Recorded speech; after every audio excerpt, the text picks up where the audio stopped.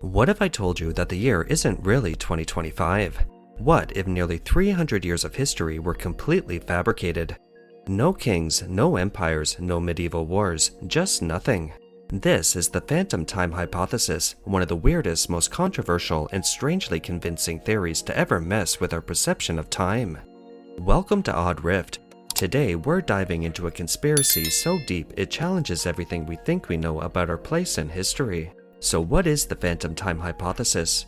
The phantom time hypothesis was introduced in 1991 by German historian Herbert Illig. His claim was bold, to say the least, that nearly 3 centuries of history from AD 614 to 911 never actually happened. According to Illig, those years were inserted into the timeline intentionally. That means we're not in the year 2025, we're actually somewhere closer to the year 1728.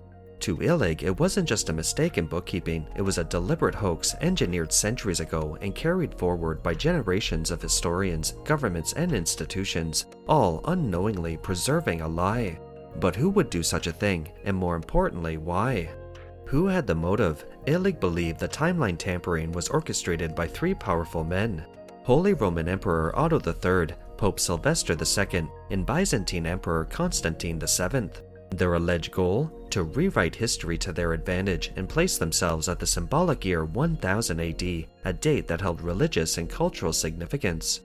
Basically, by adding phantom years, they gave themselves a more glorious historical context.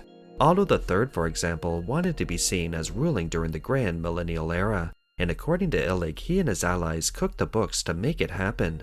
In this version of reality, the year 1000 AD wasn't just a number, it was a throne, and whoever sat on it would be forever etched into the story of humanity. Now, this is where things get weird. Illig wasn't just pulling this out of thin air. He pointed to several anomalies in the historical record that gave his theory just enough fuel to keep people talking. Architectural gaps. There's a suspicious lack of new construction or technological progress in Europe between the early 7th and 10th centuries. For nearly 300 years, it's as if history paused. Sparse written records. Documents and records from this period are strangely scarce, especially when compared to what came before and after. Did the scribes take a few centuries off? Calendar confusion. When Pope Gregory XIII reformed the Julian calendar in 1582, he only dropped 10 days to correct for drift. But Illig argued that if 1600 years had really passed since the Julian calendar began, the correction should have been 13 days, not 10. Charlemagne, the legendary ruler of the Franks and later the Holy Roman Emperor, may not have existed at all, according to Illig. He suggested Charlemagne was a fictional or heavily exaggerated figure created to fill space in the timeline. Illig believed these gaps weren't just coincidences, they were signs that centuries of history had been fabricated. And once you start pulling on that thread, the whole tapestry of time starts to feel less secure.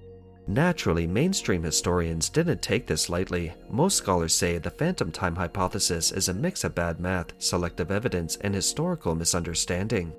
Here's why they say Illig is wrong. Archaeological evidence. We have plenty of physical artifacts, buildings, coins, pottery, and graves that date back to the so-called phantom centuries. Astronomical records. Historical records of eclipses and celestial events, from Chinese astronomers to Islamic scholars, line up perfectly with our current timeline. Those are hard to fake. Celestial mechanics don't lie. Independent calendars. Civilizations like the Chinese, the Persians, and the Islamic world kept their own calendars, and guess what? They align with Western chronology. If 300 years had been added in Europe, it would have caused a mismatch. Even the calendar correction argument has been explained. The 10-day shift wasn't an exact reset, it was based on how much the spring equinox had drifted since the Council of Nicaea in 325 AD, so the math checks out. But here's the thing, the theory just won't die. Why does this theory still have a following? Because it's seductive. It taps into something deeper than dates and kings. It whispers that maybe reality isn't what we think it is, that maybe history has been manipulated, that time itself can be bent. And in an age of deepfakes, revisionist narratives, and growing distrust in authority, the idea that entire centuries could be faked feels oddly plausible. It's not just about missing years, it's about who gets to write history, and what happens when we realize we've been reading the wrong version all along. Some even tie it into simulation theory, suggesting that errors in our simulated universe could explain these historical gaps. Others believe it's evidence of a timeline shift, a Mandela effect at macro scale. And let's be honest, there's something deeply satisfying about the idea that Charlemagne was just a medieval mascot invented by bureaucrats and bishops. Even if the theory's wrong, it makes you wonder what else might be fabricated, or lost, or rewritten. The phantom time hypothesis forces us to ask some uncomfortable questions. How do we know what year it is? Can history be trusted? And who benefits when time is rewritten? Most people take the flow of history for granted. It's something we're taught to memorize, a list of kings, wars, and dates. But when you start questioning that flow even just a little, reality wobbles. Maybe that's why theories like this are so powerful. They don't need to be right, they just need to be possible. And once the possibility enters your mind, it's hard to shake it. So, are we really living in the wrong year? Was Charlemagne just a marketing campaign for a Holy Roman PR stunt? Or is this just another weird blip in humanity's obsession with time? Let us know what you think in the comments. And if you enjoy this type of content, make sure you like, subscribe, ring the bell, and you'll never miss another episode.